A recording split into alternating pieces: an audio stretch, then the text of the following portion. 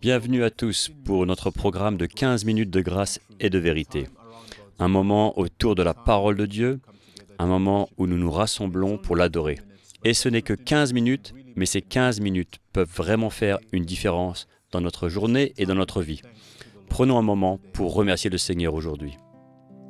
You are worthy of blessing and honor. You are worthy of worship and praise. All the nations will bow and adore you. Every tongue confess that you are the Lord. We worship you. We worship you. You are worthy of worship and praise. We worship you, we worship you. You are worthy of worship and praise. You are worthy of blessing and honor. You are worthy of worship and praise. All the nations will bow and adore you. Every tongue confess that you are the Lord. We worship you. We worship you. You are worthy of worship and praise. We worship you. We worship you. You are worthy of worship and praise. You are worthy of worship and praise.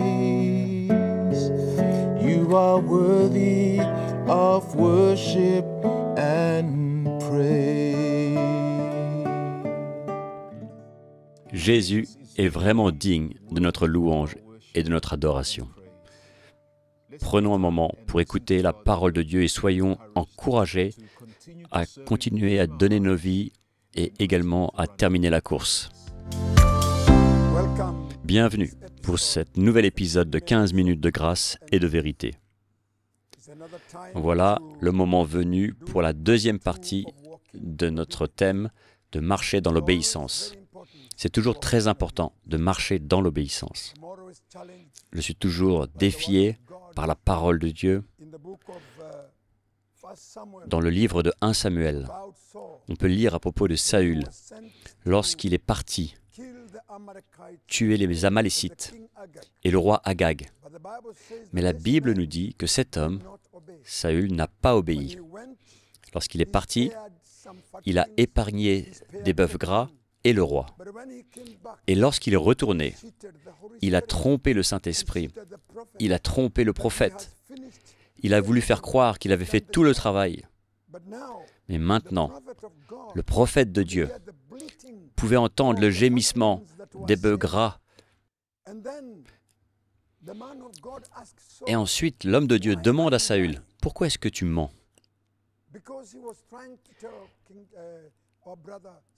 Et là, Saül essaye d'expliquer au prophète qu'il a épargné le roi et les bœufs gras parce que nous les avons gardés pour le sacrifice. Mais un des mots les plus sensibles que je me souviens de cela est que le prophète a dit que Dieu ne prend pas plaisir avec les sacrifices. Dieu aime un cœur obéissant. Et dans ce verset, il est dit que l'obéissance est mieux que le sacrifice. Peut-être on peut le lire ensemble. Dans 1 Samuel, chapitre 15, et le versets 22 et 23. Et là, Samuel dit à Saül, «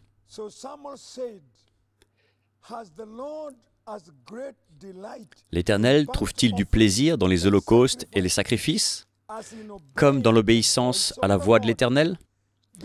Voici, voilà le mot que je veux que vous saisissiez. voici, parce que mon message est très simple, de marcher dans l'obéissance, car Dieu cherche un cœur obéissant, un homme et une femme qui marchent selon la parole de Dieu, selon la vérité. L'Éternel trouve-t-il du plaisir dans les holocaustes et les sacrifices, comme dans l'obéissance à la voix de l'Éternel? Voici, l'obéissance vaut mieux que les sacrifices, et l'observation de sa parole vaut mieux que la graisse des béliers, car la désobéissance est aussi coupable que la divination, et la résistance ne l'est pas moins que l'idolâtrie. Et puisque tu as rejeté la parole de l'Éternel, il te rejette aussi comme roi. Saul a perdu sa royauté à cause de sa désobéissance. Et il y a beaucoup de gens qui ont perdu les bénédictions de Dieu à cause de leur désobéissance. Mes chers amis, je vous supplie dans le nom du Seigneur, voyez le besoin de marcher dans l'obéissance dans la parole de Dieu. Jésus comme Fils de Dieu. Nous avons vu dans le premier épisode, sur le thème de marcher dans l'obéissance, que Jésus a marché dans l'obéissance, l'obéissance à son Père. Tout ce que son Père lui disait de faire, cet homme le faisait, jusqu'à un point où il disait « Je parle si mon Père me dit de parler, je fais si mon Père me dit de faire ». Même qu'il était Fils de Dieu, il a marché dans l'obéissance. Voilà le cœur du Seigneur. Et voilà ce qui manquait dans le cœur du roi Saül. Il était un homme qui se justifiait, il était un homme rusé, il était un homme qui mentait. Et le prophète le challenge. Ces bœufs gras que tu as laissés vivants n'ont rien à faire avec la royauté, parce que Dieu ne prend pas plaisir dans les sacrifices, mais Dieu prend plaisir dans un cœur d'obéissance. L'obéissance est plus que le sacrifice. Quand nous marchons selon la parole de Dieu et que nous obéissons à la parole de Dieu, nous avons cette fondation. Nous pouvons retourner et lire à nouveau dans le livre de Luc les mots de Jésus lui-même. Jésus dit, dans Luc 6, verset 47, « Je vous montrerai à qui est semblable un homme qui vient à moi, qui entend mes paroles et les met en pratique. » Le Seigneur cherche ceux qui sont prêts à obéir à sa parole et qui sont prêts à marcher selon cette parole. Vous savez, c'est facile de connaître la parole de Dieu dans notre intelligence. C'est facile de connaître la Bible, mais la question est-ce que vous marchez selon la Bible? Ou simplement vous connaissez, vous avez la connaissance de la Bible? Il y a une différence entre avoir la connaissance et de marcher en accord avec la parole de Dieu. Le Seigneur ne cherche pas des gens intelligents qui ont simplement une connaissance ou une compréhension, mais le Seigneur cherche des hommes et des femmes qui sont obéissants à la parole de Dieu, qui sont prêts à faire ce qui est écrit dans cette parole, qui font partie de la vie qui est décrite dans la Bible. C'est pourquoi Jésus dit, « Celui qui vient à moi et qui écoute mes paroles et les met en pratique, je vous montrerai à qui il est semblable. Il est semblable à un homme qui, bâtissant une maison, a creusé profondément et a posé le fondement sur le roc. Une inondation est venue, et le torrent s'est jeté contre cette maison, sans pouvoir l'ébranler, parce qu'elle était bien bâtie. Un homme obéissant est comme une maison construite sur le roc. Une personne obéissante a une fondation solide. Elle ne peut pas être secouée, elle ne peut pas être bougée. Même quand elle est testée, elle peut se tenir parce qu'elle obéit à la parole de Dieu. La parole de Dieu est une fondation dans sa vie. La parole de Dieu est une lumière sur son chemin. Vous êtes fondés quand vous marchez dans l'obéissance. Vous êtes fondés quand la parole de Dieu est construite dans votre cœur. Jésus a dit, « Mais celui qui entend et ne met pas en pratique est semblable à un homme qui a bâti une maison sur la terre, sans fondement. Le torrent s'est jeté contre elle. Aussitôt, elle est tombée. Et la ruine de cette maison a été grande. » La voix de ceux qui n'obéissent pas est grande. Je vous dis aujourd'hui, quand vous marchez dans la désobéissance, votre chute sera grande. Mais quand vous marchez selon la parole de Dieu, que vous soyez testé, que vous passez par des moments difficiles, qu'importe la difficulté que vous traversez, autant que votre vie est construite sur cette fondation de la parole de Dieu, et autant que vous êtes un pratiquant de cette parole, et autant que vous marchez en accord avec cette parole, votre maison est sur cette fondation. Quand le torrent vient, quand la tempête arrive et que les tests arrivent, c'est pourquoi qu'aujourd'hui, beaucoup de croyants tombent, ils ne survivent pas, ils reculent, ils rétrogradent, ils murmurent, ils se battent, ils n'arrivent pas à survivre, ils n'arrivent pas à persévérer. Le problème, c'est simplement qu'ils ne marchent pas selon la parole de Dieu. La parole de Dieu n'est pas leur fondation. Je vous appelle aujourd'hui, mes amis, désirez d'avoir cette fondation de la parole de Dieu. Que les enseignements de Jésus soient établis dans vos cœurs. Permettez à Jésus d'ouvrir vos yeux et que vous puissiez voir dans l'esprit la puissance de Dieu. Permettez à cette fondation de la parole de Dieu, la prédication de la croix de Jésus-Christ. Permettez à ces enseignements, permettez à cette révélation, permettez à cette lumière d'être construite en vous et marchez dedans, partie prenante dedans, et que cela construise votre vie. Même quand vous passez par des moments difficiles, vous continuerez à servir Jésus, vous continuerez à être fort, vous ne serez pas secoué, vous ne murmurerez point, et vous ne rétrograderez point, parce que votre vie n'est pas construite sur vous-même, elle n'est pas construite sur votre intelligence, votre vie est construite sur la parole de Dieu. Vous êtes une personne obéissante, qui obéit à la parole, vous êtes un pratiquant de la parole. Comme notre frère Jacques dit, pratiquez la parole et ne vous bornez pas à l'écouter. Dans Jacques chapitre 1, verset 22, soyez un pratiquant de la parole. Ne l'écoutez pas simplement et vous ne faites rien.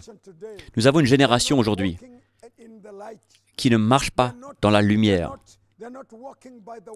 Ils ne marchent pas selon la parole de Dieu. Ils ont dévié de la parole de Dieu. Certains ne boivent pas de la parole de Dieu. Ils ne boivent pas de ce puits de vie, mais ils ont fait fausse route. Dans Jérémie chapitre 2, verset 13, la parole nous dit « Car mon peuple a commis un double péché. Ils m'ont abandonné, moi qui suis une source d'eau vive, pour se creuser des citernes crevassées qui ne retiennent pas l'eau. » Les gens ont abandonné la parole de Dieu. Ils ont abandonné la source d'eau vive.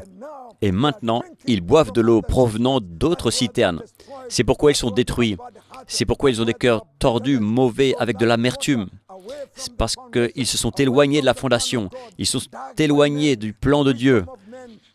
La connaissance de l'homme, le plan de l'homme, l'intelligence de l'homme ne peut pas construire une personne spirituelle. C'est pourquoi vous êtes sec. C'est pourquoi vous êtes faible. Vous ne pouvez pas tenir parce que vous ne buvez pas de la bonne eau et mangez de la bonne nourriture. Vous vous nourrissez de la pensée de l'homme, de la chair, et le Seigneur nous appelle à revenir à la parole, à revenir à la fondation, à la parole de Dieu, de revenir au message qui a la puissance de nous changer, qui peut nous construire, qui peut nous emmener. Que Dieu nous aide aujourd'hui, alors que vous entendez cette parole, que vous puissiez venir à un point de repentance où vous changez votre pensée, où vous êtes prêt à ce que votre caractère soit changé. Le Seigneur n'est pas contre vous, mais le Seigneur veut vous aider. Il veut marcher avec vous. Il veut que vous deveniez un soldat dans l'armée du Seigneur. Il veut que vous puissiez continuer à courir pour terminer bien la course. Voilà le plan de Dieu. Je vous remercie pour avoir pris du temps, de m'avoir écouté, d'avoir écouté la parole de Dieu. Que le Seigneur vous garde et je m'attends à vous retrouver pour la prochaine épisode. Que le Seigneur vous bénisse. Mes chers auditeurs, spectateurs, voilà, nous venons de terminer cet épisode de grâce et de vérité. Nous avons une telle responsabilité quand nous entendons la parole de Dieu. Pas simplement d'être des auditeurs, mais aussi qu'on puisse garder cette parole dans notre cœur afin qu'elle fasse, qu'elle produise ce qu'elle a besoin de faire et que nous soyons transformés, que nous soyons établis dans la foi. Merci d'avoir été avec nous. Je veux vous encourager. Abonnez-vous à la chaîne si vous ne l'avez pas encore fait et également de partager les liens, les vidéos, la bonne parole afin que d'autres aussi soient encouragés à leur tour.